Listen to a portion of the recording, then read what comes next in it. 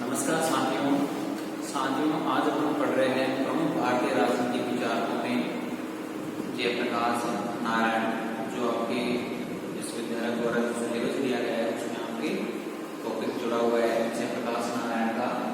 तो साथियों, उनकी जो जीवनी है, उनके चिंतन को प्रभावित करने वाले जो तत्व है उनके बारे में हम अध्ययन करेंगे। तो सबसे पहले जयप्रकाश नारायण का जो जन्म है वो 1902 में हुआ है और जो उनकी डेथ है वो 1979 में हुई है।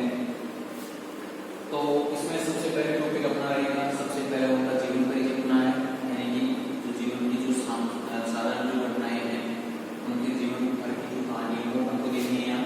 दूसरा बिंदु मैंने लिखा कि जयप्रकाश नारायण के चिंतन को प्रभावित करने वाले तत्व, यानी कि जो उनको चिंतन को प्रभावित करने वाले तत्व कौन कौन से आ रहे हैं।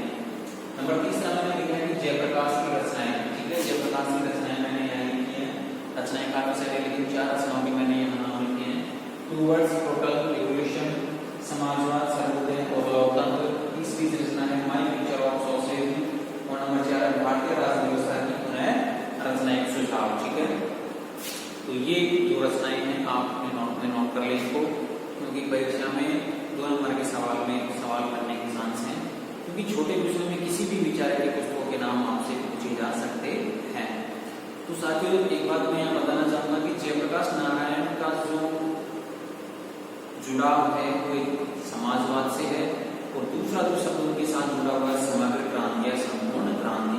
ठीक है, जैसे परीक्षा में जयप्रकाश नारायण की संपूर्ण क्रांति के संबंध में भी आपसे सवाल पूछा जा सकता है, या संपूर्ण क्रांति किसके द्वारा चलाई गई। ठीक है, तो आपको तुरंत समझ जाना है कि ये जयप्रकाश नारायण के संबंध में जो है सवाल पूछा जा रहा है। ठीक है, तो संपूर्ण या समग्र क्रांति का जो आह्वान है इंदिरा गांधी सरकार की 1975 में उनकी जो अनैतिक नीतियां थी उनके विरोध में ये चलाया गया था बिहार की घटना से।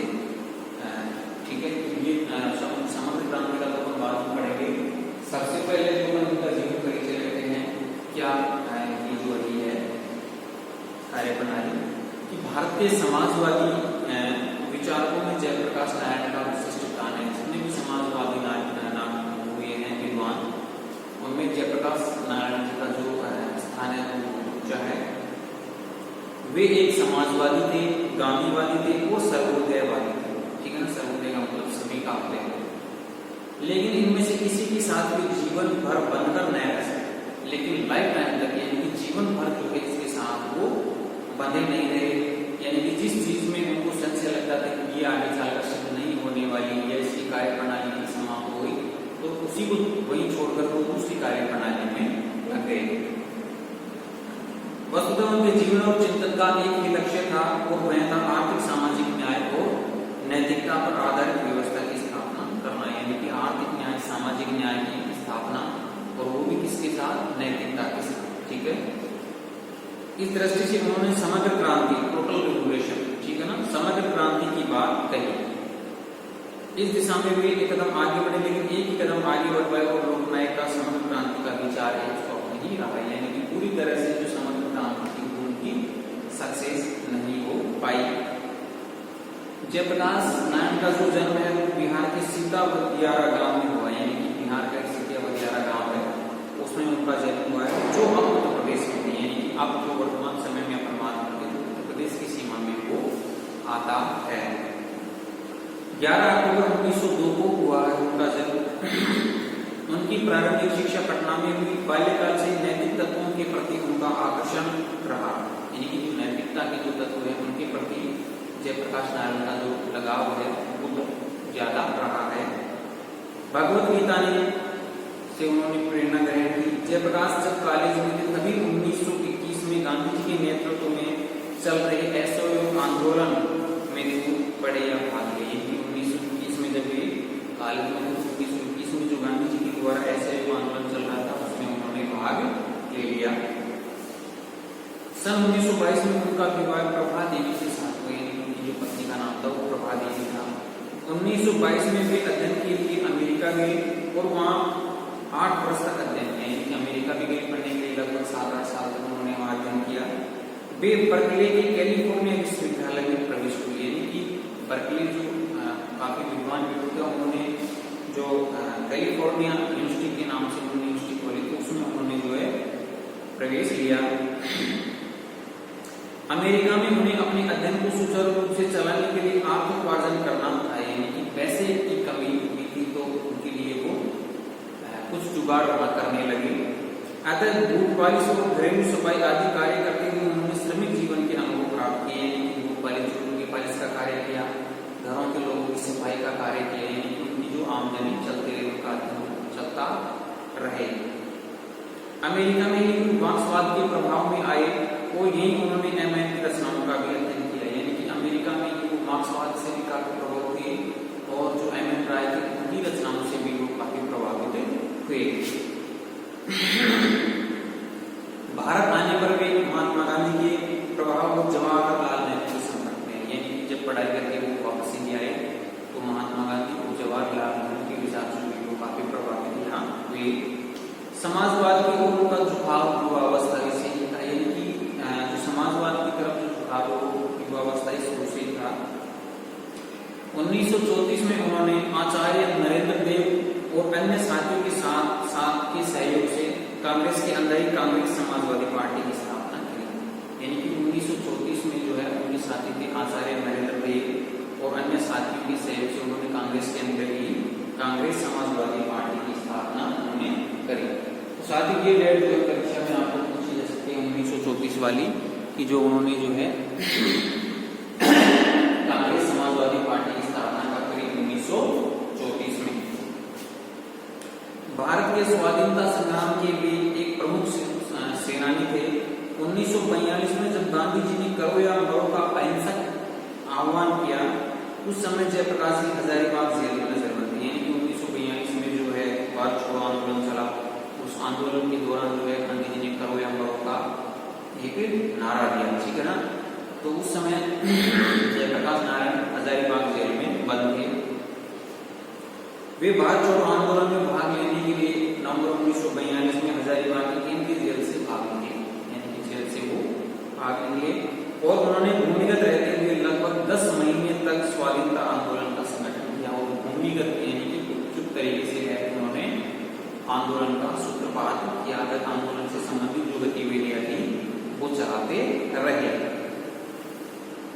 किंतु 18 सितंबर 1943 को लाहौर रेलवे स्टेशन पर उन्हें गिरफ्तार कर लिया। लाहौर स्टेशन पर वो पकड़े गए और उन्हें जेल से भागने के दोषी के कारण जो है उनको गिरफ्तार कर लिया गया।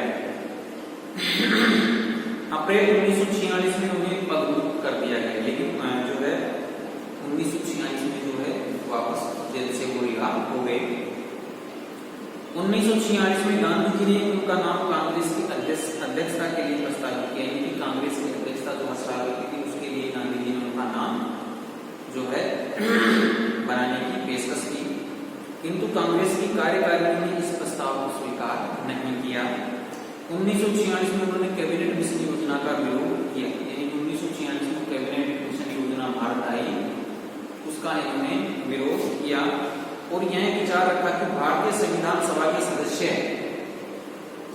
जनता द्वारा प्रत्यक्ष रूप से निर्वाचित होने चाहिए, यानी संविधान सभा की रचना के लिए कैबिनेट मिशन जब भारत आया तो उन्होंने कहा कि भारत की जो संविधान सभा है उसके सदस्यों का जो निर्वाचन होगा वो प्रत्यक्ष रूप से होना चाहिए।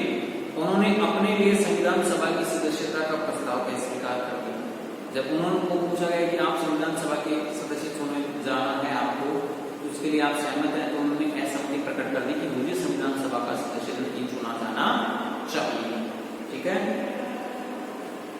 देश की स्वतंत्रता के पश्चात उन्होंने सरकार में किसी पद पर रहना स्वीकार नहीं, यानी कि देश की जब स्वतंत्र हो गया तो सरकार के किसी भी पद पर जो रहना उन्होंने स्वीकार नहीं किया। 1948 ईस्वी में उन्होंने भारतीय राष्ट्रीय कांग्रेस छोड़कर भारतीय समाजवादी पार्टी बनाई, यानी कि 1948 में जो उन्होंने पहले भारतीय राष्ट्रीय कांग्रेस में थे तो उन्होंने इसको छोड़ दिया और भारतीय समाजवादी पार्टी उन्होंने बनाई। साथ ही ये बात आपको पूछी जा सकती है 1934 में तो जो है उन्होंने कांग्रेस समाजवादी पार्टी की स्थापना की, 1948 में जो है भारतीय समाजवादी पार्टी उन्होंने बनाई। बाद में इस पार्टी ने प्रजा समाजवादी पार्टी का रूप लिया, यानी कि बाद में इसको प्रजा समाजवादी पार्टी बना दिया गया।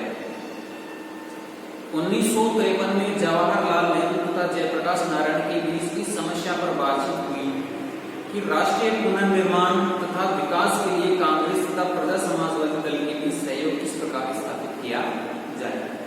यानी कि जयप्रकाश नारायण और जो जवाहरलाल नेहरू जी थे उनके बीच ये बातचीत हुई कि जो दो पार्टियां हैं, एक तो क्या है कि प्रजा समाजवादी पार्टी हुई, दूसरी है कांग्रेस, तो इनके बीच जो है सहयोग की भावना किस प्रकार से स्थापित की जा सकती है। किंतु बैतूल के सम्मेलन में समाजवादी नेताओं ने आपसी सहयोग के प्रस्ताव को अस्वीकार कर दिया। यानी कि बैतूल में जो सम्मेलन हुआ उसमें जो समाजवादी पार्टी के नेता थे उन्होंने इस सहयोग को जो है अस्वीकार कर दिया। यानी कि दोनों पार्टियों में जो सहयोग नहीं हो सकता।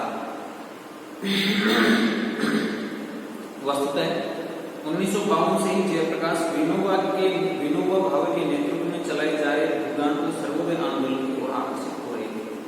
यानी कि 1952 के द्वारा जो आचार्य विनोबा भावे थे उनके द्वारा जो है भूदान आंदोलन और सर्वोदय आंदोलन चलाया जा रहा था, तो उसकी ओर जो है जयप्रकाश नारायण आकर्षित हो रहे थे।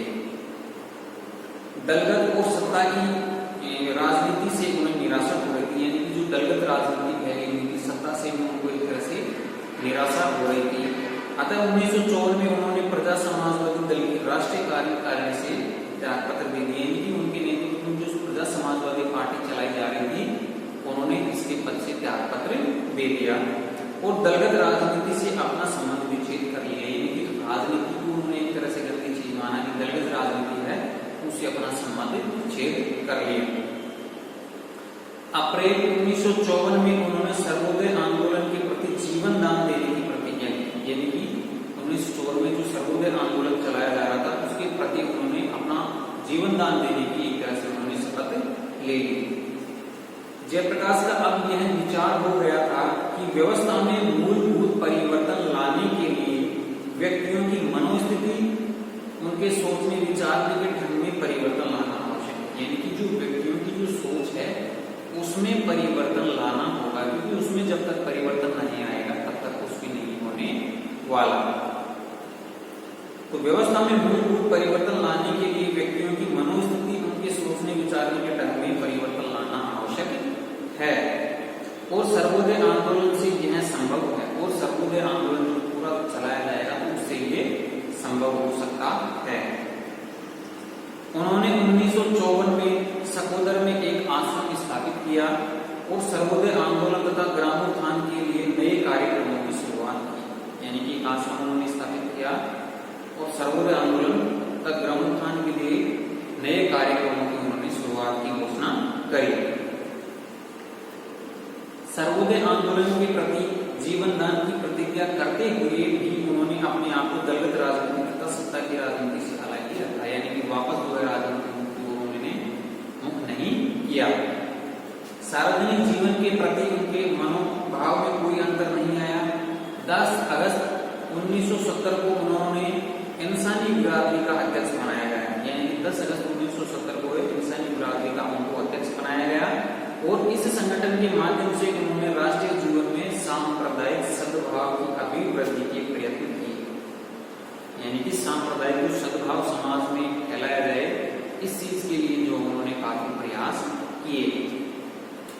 1970-72 के 2 वर्षों में उन्होंने अपना अधिकांश समय बिहार के मुजफ्फर जिले में नक्सलवादी विद्रोह को समाप्त करने में लगाया। यानी कि जो नक्सलवादी आंदोलन फैला हुआ था बिहार के मुजफ्फर में, 2 साल तक का उसको समाप्त करने में समय लगा गया।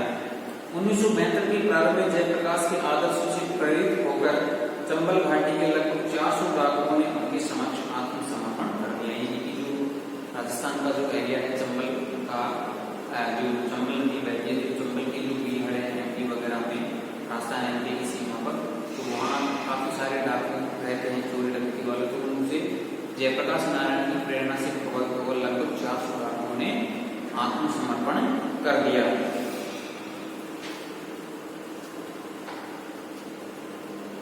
इसी बीच 1954 से 1973 के बीच के वर्षों में जयप्रकाश सर्वोदय आंदोलन के साथ जुड़े रहे। यानी कि 1954 से 1973 सर्वोदय आंदोलन की तरफ वो जुड़े रहे। लेकिन 1970 से ही संभवतः उन्हें यह महसूस होने लगा था सर्वोदय से भी व्यवस्था में परिवर्तन लाना संभव नहीं है, यानी कि सर्वोदय आंदोलन से जुड़े रहे, फिर भी उनके मन में ये थी कि सर्वोदय आंदोलन से भी जो है पूरी तरह से परिवर्तन नहीं किया जा सकता। तो ये परिवर्तन एक तरह से किस प्रकार से लाया जाए, उनके मन में ये चल रही थी। उन्हें यह देखकर कष्ट होता था कि भारत के सार्वजनिक जीवन में नैतिकता को भारी आघात पहुंच रहा है, यानी कि भारतीय लोगों का जो सार्वजनिक जीवन है उसमें सुधार लाने की काफी जरूरतें हैं एक तरह से, और व्यवस्था भी भंग हो रही थी, यानी कि आघात भी पहुंचा रहा था और व्यवस्था भी भंग हो रही थी।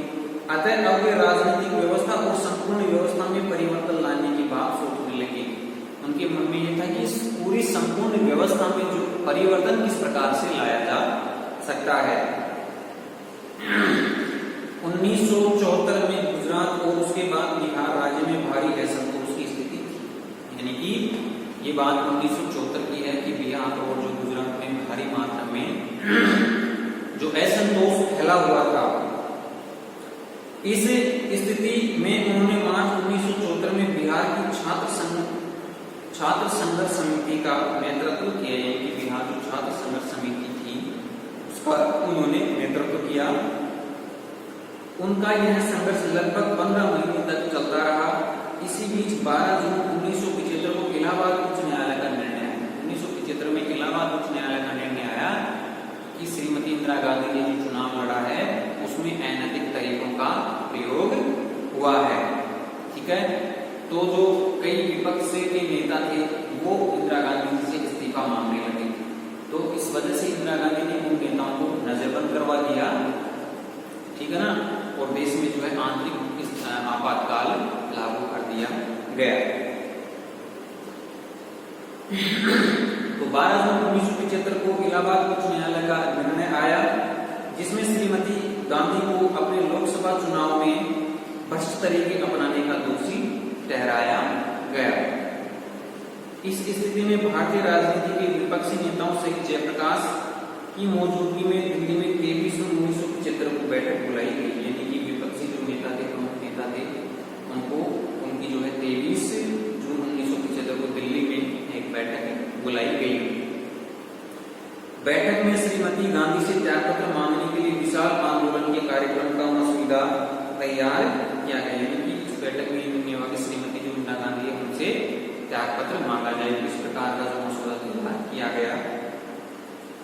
श्रीमती गांधी ने त्यागपत्र देने के बजाय 26 जून 1975 को देश में आंतरिक आपात स्थिति घोषित कर दी। 26 जून को उन्होंने त्यागपत्र दिया नहीं और देश में जो है आंतरिक आपातकाल घोषित कर दिया और जयप्रकाश तथा विपक्षी दल के प्रमुख नेताओं को नजरबंद कर दिया गया, यानी कि जो विपक्षी नेता थे जयप्रकाश नारायण में शामिल थे उन सबको जो है एक तरह से नजरबंद कर दिया गया। गंभीर रूप से बीमार पड़ जाने पर 12 नवंबर 1975 को जयप्रकाश जी को जेल से रिहा कर दिया गया, यानी कि 12 नवंबर 1975 को वापस जेल से बाहर आ गए क्योंकि वो गंभीर रूप से बीमार हो गए।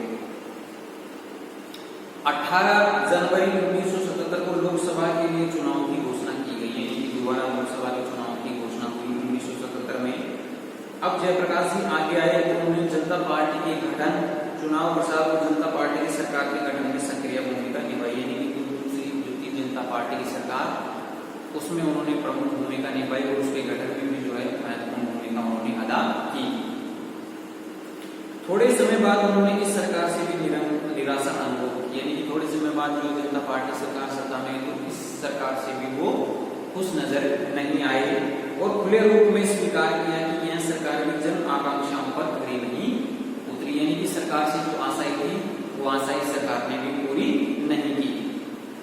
जयप्रकाश का महत्व 1977 के सत्ता परिवर्तन में नहीं बल्कि इस बात में है कि उन्होंने जनता को अपनी शक्ति से परिचित कराया और शासक वर्ग को जल शक्ति से परिचित कराकर सदैव के लिए भविष्य के शासक वर्ग को भी चेतावनी देने का कार्य किया, यानी कि एक तरह से उनका कार्य था कि जनता जो है अगर अपनी मनमानी पर आ गई तो वो शासक को भी अपने पद से हटा सकती है और शासक को भी इस बात का उन्होंने एहसास कराया कि जनता में वास्तविक रूप से कितनी शक्ति है, तो भविष्य के शासक वर्ग को भी चेतावनी देने का कार्य किया। उन्होंने समस्त व्यवस्था को लोक शक्ति से परिचित कराया, जनता जनता ने प्रेम और श्रद्धा के साथ में लोक नायक का नाम दिया। यानी कि जनता इससे उनसे प्रेम करती थी और जनता जो है उन्होंने जनता के द्वारा उनको नाम दिया गया है लोक नायक। ठीक है ना, तो लोक नायक जयप्रकाश नारायण इस प्रकार से उनका पूरा नाम लिया जाता है। 1975 में जेल में बंदी होने के दौरान ही उनके स्वास्थ्य में गिरावट आ गई थी और नवंबर 1975 में ही उनका उपचार चल रहा था, लेकिन जयप्रकाश का स्वास्थ्य चिंता का विषय बना रहा और 8 अक्टूबर 1979 को उनके निधन के दुखद समाचार से पूरा राष्ट्र स्तब्ध रह गया। यानी कि 8 अक्टूबर 1979 को उनका निधन हो गया। अब साथियों ये तो हो गई उनका जीवन परिचय। अब दूसरी बात अपन यहाँ देखते हैं कि जयप्रकाश नारायण के चिंतन को प्रभावित करने वाले तत्व कौन कौन से हैं, वो अपने यहाँ बात देखते हैं कि बाल्यकाल से ही नैतिक तत्वों के प्रति जयप्रकाश नारायण का आकर्षक रहा। वो भगवत गीता के कर्म करो ये संदेश में प्रेरणा दी है। भगवत गीता में श्री कृष्ण के द्वारा जो अर्जुन को दिया गया कर्म करने का जो कार्य है, यानी कि कर्म के बिना कुछ नहीं है, कर्म मनुष्य को करने चाहिए, फल की इच्छा नहीं करनी चाहिए। तो इस चीज से जो है जयप्रकाश नारायण काफी प्रभावित हुए।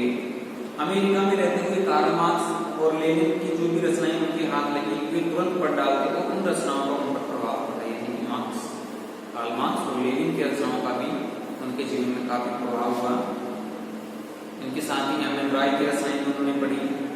भारत लौटने पर वे गांधी जी के प्रभाव में आए और गांधी जी के चिंतन तथा जीवन का उन पर स्थायी प्रभाव पड़ा। गांधी जी से उन्होंने इस विचार को अपनाया कि साधनों की पवित्रता आवश्यक है और सार्वजनिक जीवन का आधार नैतिकता होना चाहिए।